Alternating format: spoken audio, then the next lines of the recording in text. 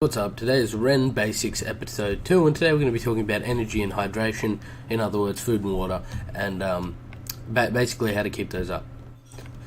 So, the first thing you're going to need is a simple bow, and all you need for that is 6 roughwood sticks and 1 fibre twine. So to get them, like I talked about in the last episode, you just walk up to these bushes and left click them.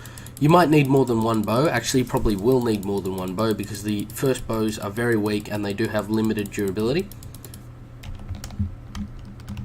Should have used a sickle for that. That was very silly.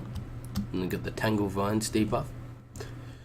So what you're going to want to get is a reasonable number of twines and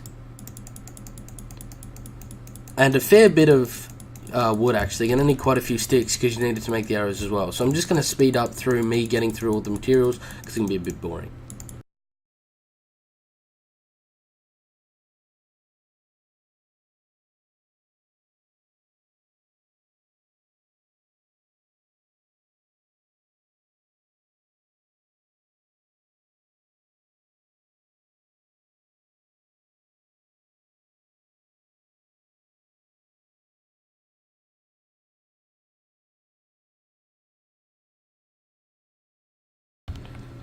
Alright guys, so we have a reasonable number of materials now.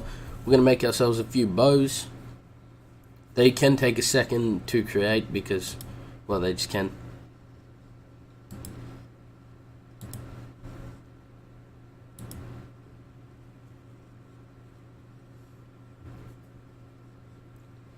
Alright, so that's 3 bows, and we're going to make the rest of these sticks into arrows.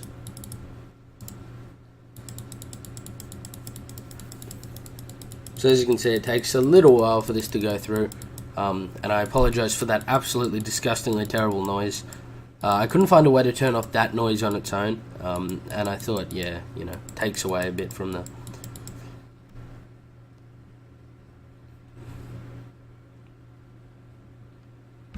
Alright, so that should be enough. We have over 100 arrows. So the next thing that you need to do once you've got your bow and your arrows is find something to kill. Now there is an alternative way to get food, and that is to destroy these melons on the ground that you see everywhere, like over here. And all you do is left click and you get some melons. The issue with it is it does not give you, very much of anything really. It doesn't give you a lot of hydration, doesn't give you a lot of food. This is a far better way, and you get skill in using the weapon and skill in butchery from doing it this way, which is significantly better. So that's a little bit stronger than what we'll be able to take with this. We're really looking for... we might be able to take a level 3 grinder. The thing is, the early bow is extremely weak, and you just have to be very cautious in this game because it's not uncommon to die from a really low level animal.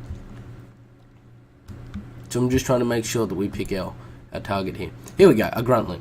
Alright, so gruntling, basically, think of it like a pig. And I'm going to speed through this because it will take quite a while for me to kill it. This is why some people do go with melons, is because, yeah, it is a slow process to kill them early on.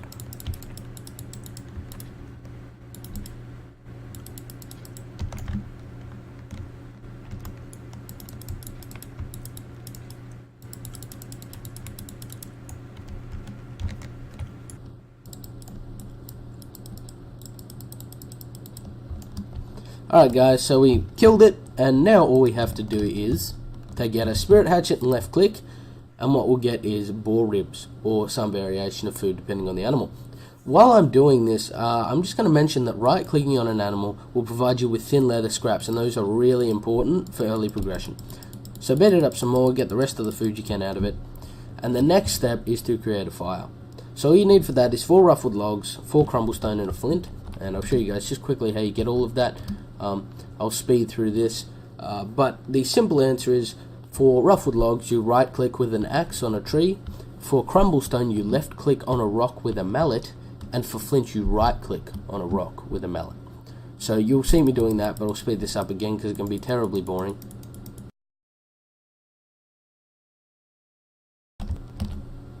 Alright, so once you've got your resources, just click to create your campfire. And there we go, and you're just going to want to place that down, and open. Now there'll be 2 rough-wood logs in the campfire to begin with. Put those into fuel and click on, and then drag your food from your inventory, your hotbar to the campfire inventory. So that's the basics on how to get food. The early food is obviously quite bad. It doesn't give you that much energy, but there we go. There's one, and they do take a little while to cook. It can be a little bit tedious.